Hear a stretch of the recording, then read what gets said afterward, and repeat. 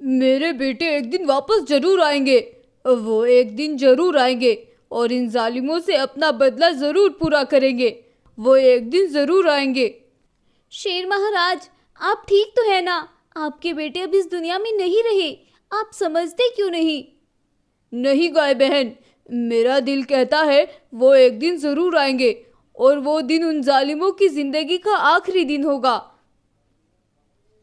शेर महाराज, आप तो ऐसे पागल हो जाएंगे। वो तो मर चुके हैं। आपको ये बात कब समझ आएगी? अब इस जंगल में उस बाला का राज है। अब तो जंगल में कोई पंछी भी पर नहीं मार सकता है और उस बाला की निगरानी इतनी ज्यादा है कि जंगल के हर एक कोने पर उसके सिपाही तैनात हैं। फिर वो कहाँ से आ जाएंगे? और वो तो वैसे भी मर चुके हैं।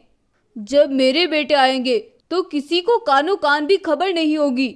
वो जरूर आएंगे, एक दिन वो जरूर आएंगे। गाय बद्री शेर की इन बेतुकी बातों से परेशान होकर वहां से चली जाती है। मेरे बेटे जरूर आएंगे। वो एक दिन आकर अपनी मौत का बदला अवश्य पूरा करेंगे। उस दिन पूरे जंगल में जश्न का माहौल होगा। आखिर कौन थे बद्री शेर के बेटे और उनके साथ ऐसा क्या हुआ कि उन्हें मार दिया गया? चलिए जानते हैं। आज से कई वर्षों पहले बद्री शेर धानी जंगल का राजा हुआ करता था। धानी जंगल की एक अपनी ही कहानी थी। हर कोई आग बढ़ाना चाहता था और इसी कारण जंगल में बहुत ज़्यादा झगड़े हुआ करते थे। उसी जंगल में बाला बाघ भी रहा करता था। वो बहुत ताकतवर जानवर था, लेकिन जितने उसके पास ताकत थी उतना ही वह दुष्ट भी था। उसने अपनी एक मानव बाघों की सेना बना रखी थी जो कि दिन भर उसके लिए काम करते थे और बाला बाघ मजे से अपनी सेहत बनाता था। लेकिन बद्री शेर ऐसा बिल्कुल भी नहीं था। वह दिन भर जंगल की देखभाल करता और साथ में अपनी पत्नी सुधा की भी।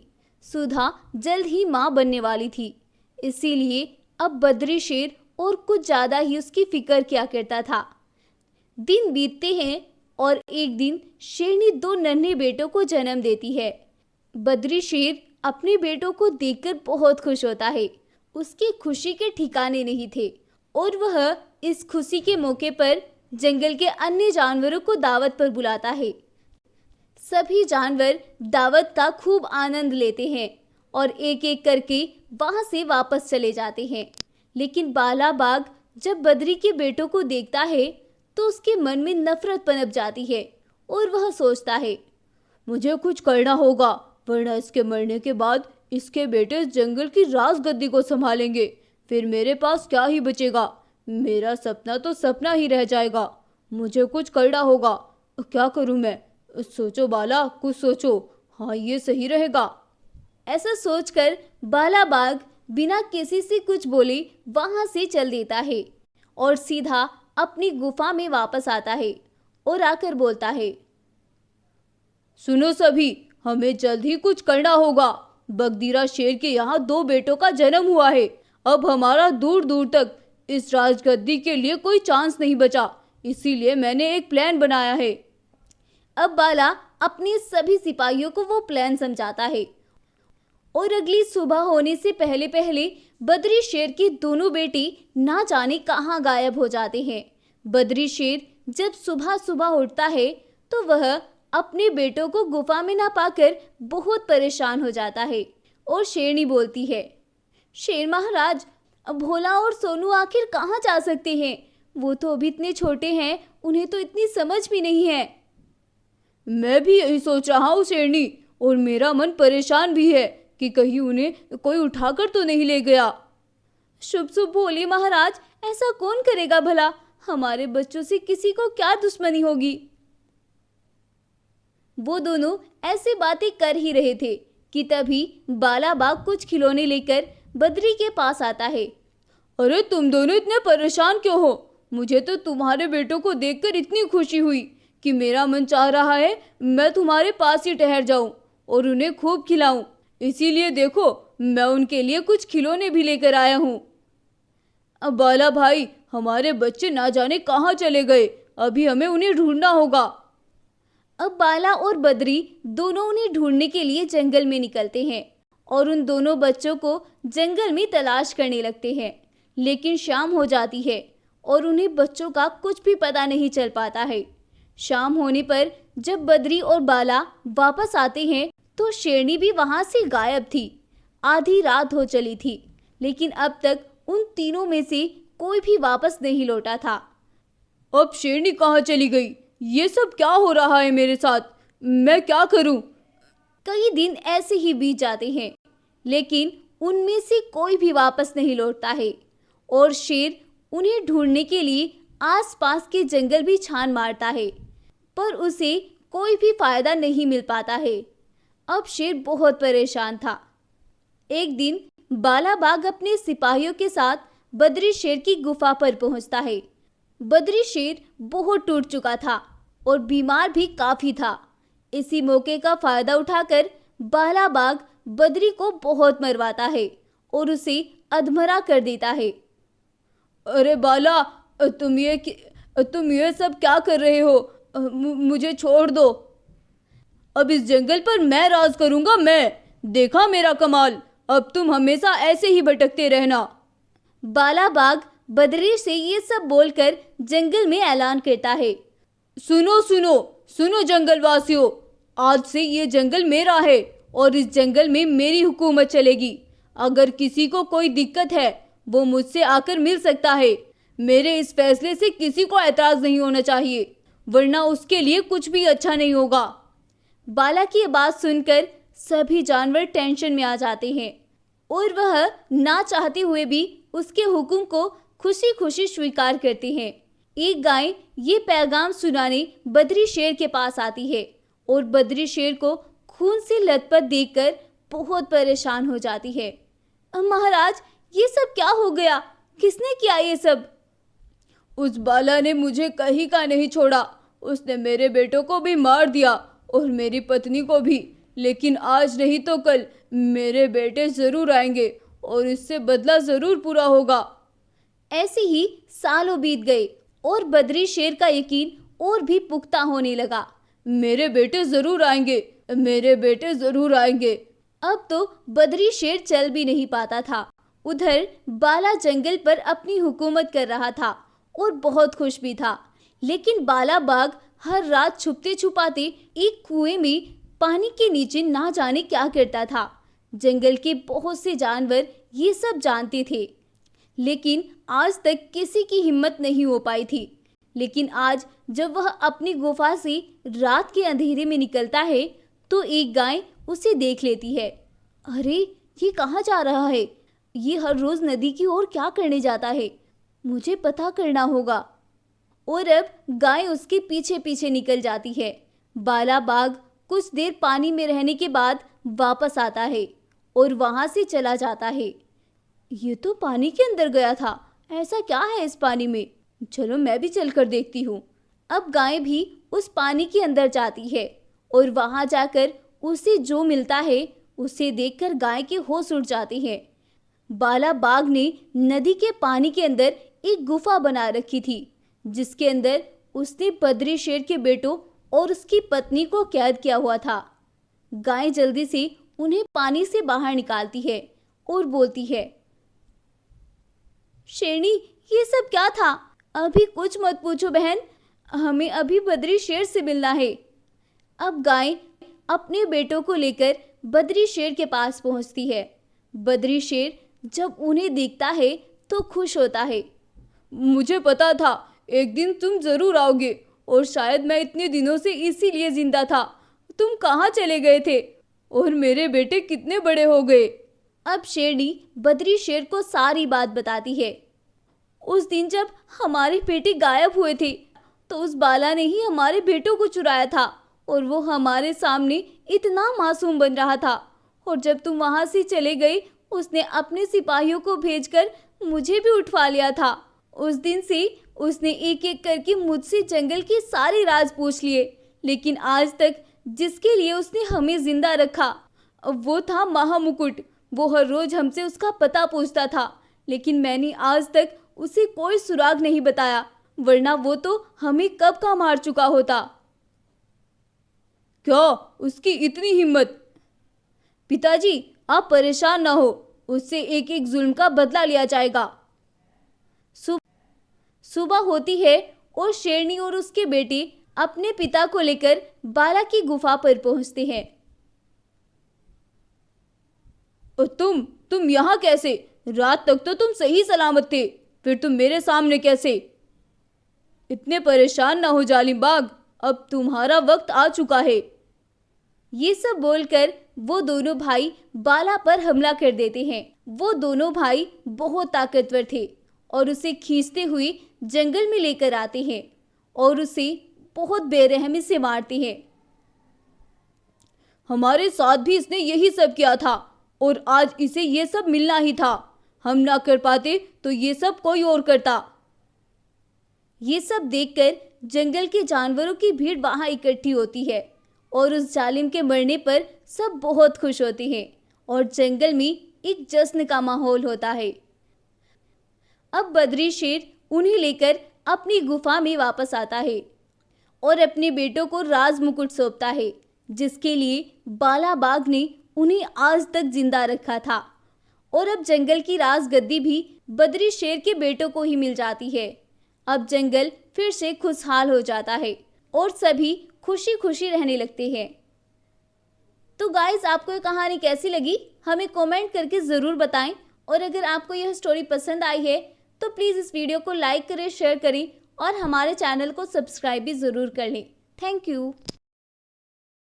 आज पूर्णिमा की रात है और जंगल के सभी जानवर अपनी अपनी गुफाओं में सोए हुए हैं, लेकिन जंगल में एक डरावना सा माहौल बना हुआ है और पूरे जंगल में सन्नाटा पसरा हुआ है। जंगल के बाहर भेड़िए और कुत्तों में बड़ी बेचैनी मची हुई है और वो सभी ना जाने क्यों चिल्लाए जा रहे हैं। मोती बंदर जंगल के किनारे अपनी गुफा में सोया हुआ है और तभी बंदर की गुफा के सामने एक रोशनी प्रकट होती है और उसमें से एक ताबूत बाहर निकल कर आता है।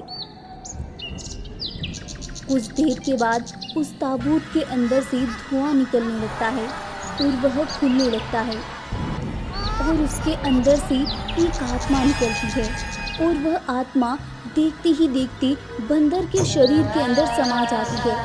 सोया हुआ बंदर तुरंत ही उठ जाता है और तड़पने लगता है। देखते ही देखते उस बंदर का शरीर उस आत्मा के रूप में बदलने लगता है। उसकी आंखें नीली पड़ जाती हैं और चमकने लगती है और बंदर हंसते हुए बोलता है, हो वर्षों बाद मेरी तमन्ना पूरी हुई। मुझे एक शरीर मिल गया और मेरा कहर इस जंगल पर बरसेगा। हो। बंदर में छिपी आत्मा ये सब बोलकर जोर जोर से चिल्लाने लगती है। उसकी चिल्लाहट से एक खौफनाक लहर पैदा होती है और जितने भी जानवर जंगल में बाहर थे वो सभी उस आवाज़ से तड़प तड़प कर मर गए। लेकिन जो जानवर अपनी अपनी गुफाओं में सोए हुए थे उनकी जान बच गई। लेकिन उस आत्मा के लिए ये सब मौतें काफ़ी नहीं थी और वह खून की प्यासी आत्मा जंगल में निकल गई और जंगल के जानवरों की गुफाओं में घुस घुस कर चिल्लाने लगी, जिससे वहाँ सो रहे जानवर नींद में ही तड़प तड़प कर मर गए। अब उस आत्मा रूपी बंदर को जानवरों को मारने में आनंद आने लगा था, लेकिन जंगल में एक बूढ़ी गाय रहती थी जिसके ऊपर बंदर की चीख का कोई भी असर नहीं पड़ा। दरअसल उस गाय को ऊपर वाले का आशीर्वाद मिला हुआ था, जिस वजह से उसके ऊपर बंदर की चीख का कोई भी असर नहीं हो रहा था। और जब उस गाय को अपनी इस शक्ति के बारे में पता चलता है तो वह तुरंत ही जंगल में जाती है और जंगल के बाकी बचे जानवरों को सारी बात बता देती है और जानवरों को अपनी गुफाओं को बंद कर लेने को कहती है।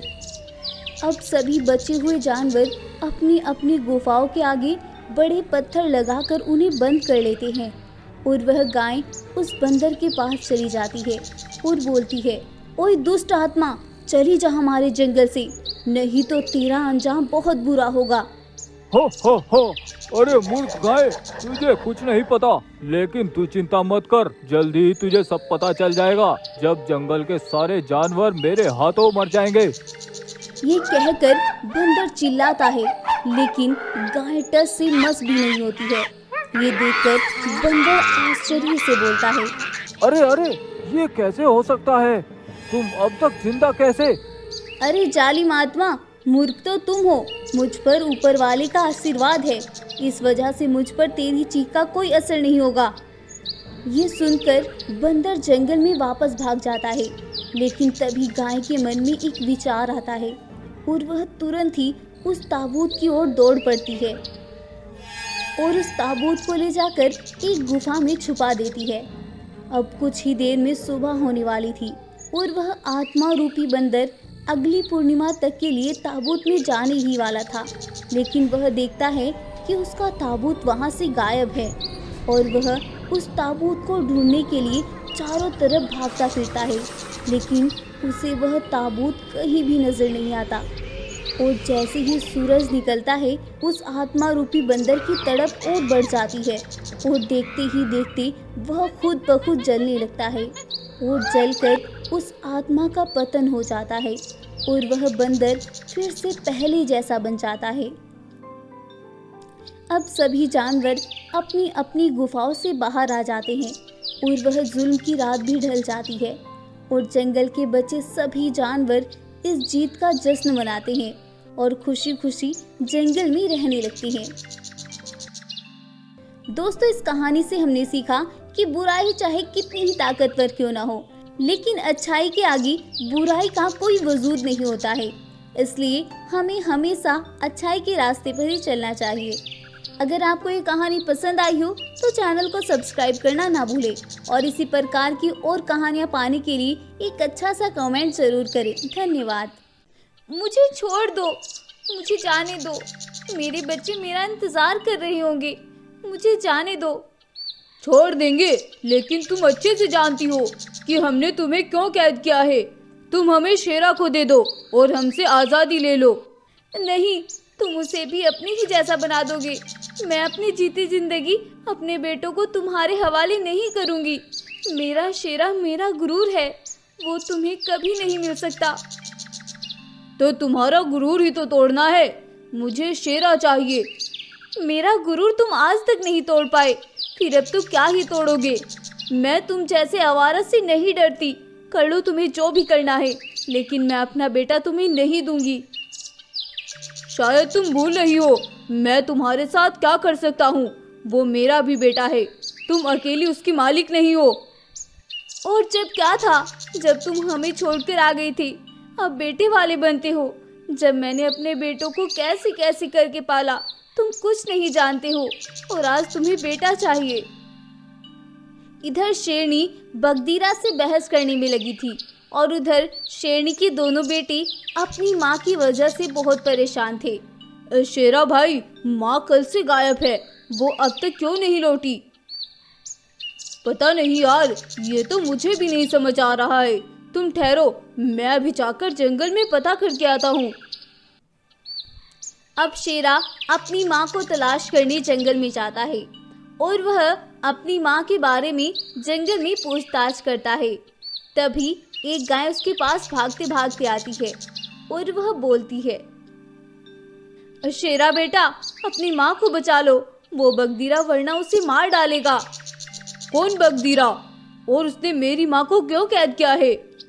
ये तो तुम्हें तुम्हारी माँ ही बता सकती है, लेकिन अभी तुम्हारे लिए अपनी माँ को बचाना जरूरी है, वरना वो बहुत जालिम है बेटा।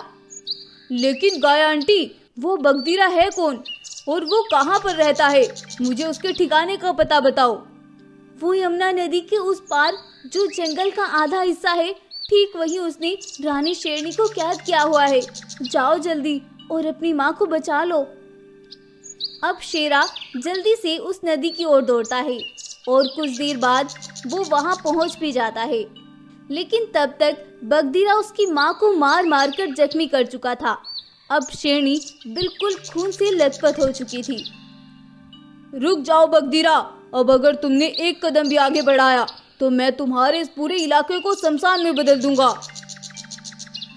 बेटा, तुम यहाँ से भाग जाओ, चले जाओ यहाँ से। माँ, मैं आपको लिए बिना यहाँ से नहीं जाऊंगा। और तुम चाहते क्या हो मेरी माँ से? बेटा तुम इससे बहस ना करो और चलो यहाँ से। माँ, हम इसे ऐसे नहीं छोड़ सकते। ये कल आपके साथ कुछ और करेगा। मैं इन सबको अभी बताता हूँ। नहीं बेटा, अब मैंने तुम्हें मना कर दिया तो कर दिया। तुम अभी मेरे साथ चलो, चलो यहाँ से। शेरनी के ऐसे फोर्स करने पर शेरा अपनी माँ को लेकर चुपचाप वहाँ से आ जाता है। लेकिन शेरा को एक बात खाई जा रही थी कि आखिर ऐसा क्या था जो उसकी माँ ने इतनी मार खाने के बाद भी उस बगदीरा को बचाया। कुछ देर बाद वो दोनों अपनी गुफा में वापस आते हैं और शेरा अपनी माँ का इलाज करवाता है। लेकिन वो मन ही मन बहुत परेशान था। अगली सुबह होती है और शेरा अपनी माँ से बोलता है, माँ, कौन था वो शेर? क्या आप उसे जानती हो? शेरनी शेरा के ये सब पूछने के बाद भी चुप रहती है और वो कुछ भी नहीं बोलती है। माँ, मैं आपसे कुछ पूछ रहा हूँ। आखिर कौन था वो शेर? आप मुझे कुछ बताती क्यों नहीं? और गाय आंटी ने भी मुझे कुछ नहीं बताया। उन्होंने भी मुझसे बोला था कि असल बात आप मुझे बताएंगी। फिर आप चुप क्यों हैं? बताएं माँ, आखिर क्या बात है? क्या बताऊँ मैं तुम्हें? मुझे तो बताते हुए भी शर्म आती है। वो तुम्हारा बाप है और वो तुम्हें मुझसे छीनना चाहता है। सुन लिया? या फिर कुछ और बताऊं? क्या? मेरे पिता? लेकिन आज तक तो आपने उनके बारे में हमें कुछ नहीं बताया। क्या बताती मैं उस जालिम के बारे में, जब उसके बारे में कुछ बताने के लिए था ही नहीं। आज तक जब से मेरी उससे शादी हुई थी, उसने मुझ पर जुल्म ही किए। आज से 20 साल पहले जब मैं माँ बनने वाली थी, उस रात उसने मुझे बहुत मारा था और मुझे अधमरा करके छोड़ गया था और जाकर दूसरे जंगल की शेरनी से दौलत के लालच में आकर दूसरी शादी कर ली थी।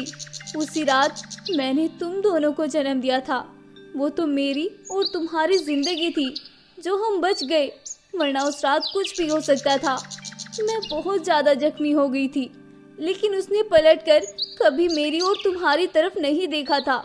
अब उसे पता चला है शेरा बहुत ताकतवर है और वो बहुत बहादुर भी है, तो वो अब तुम्हें मुझसे छीनना चाहता है। इसीलिए उसने मुझे अपने सिपाहियों के साथ मिलकर कैद कर लिया था और मुझे मारने की धमकी भी दी है। अगर मैंने तुम्हें उससे नहीं दिया तो वो मुझे मार डालेगा बेटा। और माँ, जब बाबा ने शादी कर ली थी तो फिर उसका क्या हुआ? वो कहाँ गई? उसे भी बगदीरा ने एक दिन धोखे से मार दिया था और उसके पूरे राज्य पर अपना कब्जा जमा लिया था। उसने पैसे के लालच में आकर ये सब किया था। उसे सिर्फ पैसा चाहिए, रिश्ते उसके लिए कोई मायने नहीं रखते हैं। जहाँ से उसको फायदा मिलता है वो वहीं जाता है बेटा। माँ, आप मुझे एक बार इजाजत दे दे। मैं उसे ऐसा सबक सिखाऊंगा वो हमेशा याद रखेगा। कुछ तो करना ही पड़ेगा। तुम अकेला उसका कुछ नहीं बिगाड़ सकते। वो बहुत खतरनाक है और उसके पास इतने ज्यादा सिपाही भी है। मैं अकेला कहाँ हूँ? मेरे साथ सूर्या है ना।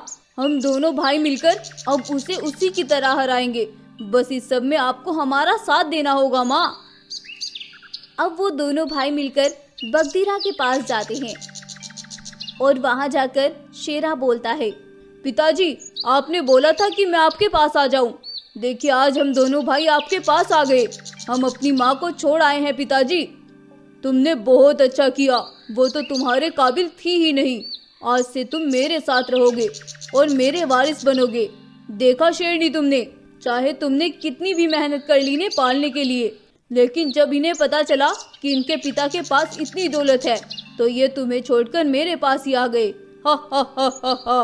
दौलत सब कुछ ले आती है, दौलत के बिना कुछ भी नहीं मिलता है। शेर अपने घमंड में चूर था और वो एक एक करके अपने बेटों को अपने सारे राज बताए जा रहा था।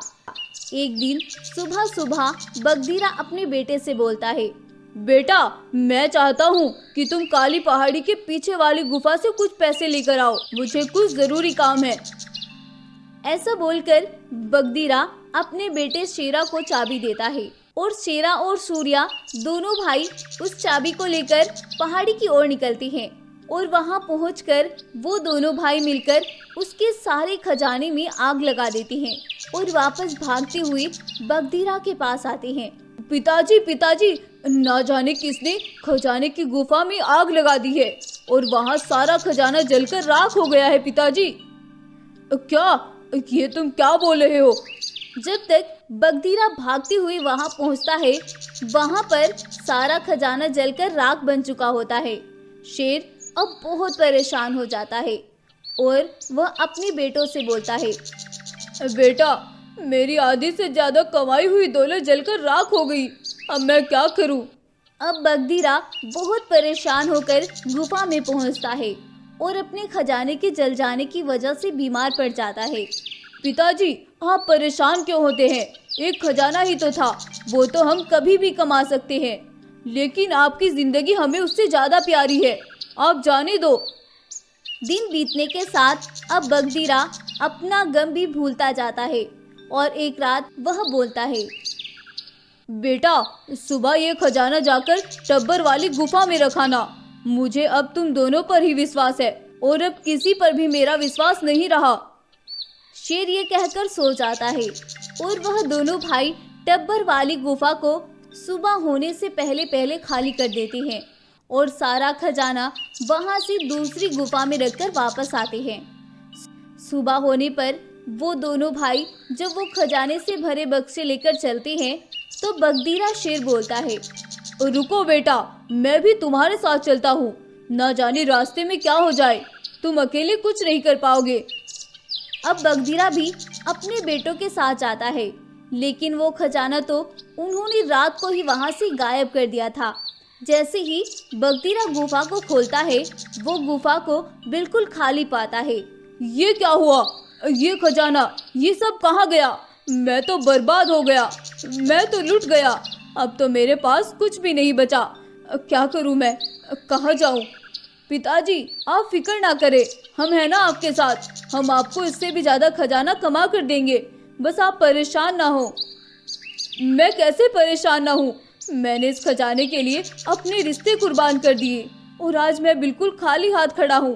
पिताजी, तभी तो कहते हैं कि रिश्ते बेमोल होते हैं और दौलत कभी भी कमा सकते हैं, लेकिन रिश्ते अगर एक बार टूट जाए तो वापस नहीं आते हैं। और हम यही सब आपको बताने के लिए आपके पास आए थे और अब हम भी चलते हैं। और कहाँ जा रहे हो तुम बेटा? तुम तो मेरा साथ ना छोड़ो, मैं तो बर्बाद हो गया, मुझे अकेला छोड़कर मत जाओ। मैं तुम्हारी माँ से भी माफ़ी मांग लूँगा, लेकिन मुझे छोड़कर मत जाओ। अब बगदीरा शेर अपने बेटों के पीछे पीछे दौड़ता हुआ आता है और वह शेरनी के पास आकर उससे माफ़ी मांगता है। मुझे माफ़ कर दो शेरनी, अब मेरे पास कुछ भी नहीं बचा, मैं तो बर्बाद हो गया। और जब मुझे छोड़कर गए थे तब क्या था? दौलत किसी की नहीं होती, आज है कल नहीं है, लेकिन रिश्ते हमेशा साथ रहते हैं। मुझे अब सब समझ आ गया है, मुझे माफ़ कर दो। आज के बाद मैं कुछ भी ऐसा नहीं करूँगा जिससे मेरे परिवार को कोई परेशानी हो। एक बार मुझे माफ़ कर दो। अब शेरनी शेर को माफ़ कर देती है और बोलती है, तुम्हारा खजाना कहीं नहीं गया, वो सब मेरे पास है। ये सब मैंने तुम्हें एहसास दिलाने के लिए किया था। उस दिन वहाँ आग भी मैंने ही लगवाई थी, लेकिन वहाँ से तुम्हारा सारा खजाना निकाल लिया था। तुम्हारा खजाना मेरे पास सुरक्षित है। ये सब सुनकर शेर बहुत खुश होता है और अब शेर बिल्कुल साफ मन से अपने परिवार के साथ खुशी खुशी रहने लगता है और ये कहानी यहीं पर खत्म हो जाती है।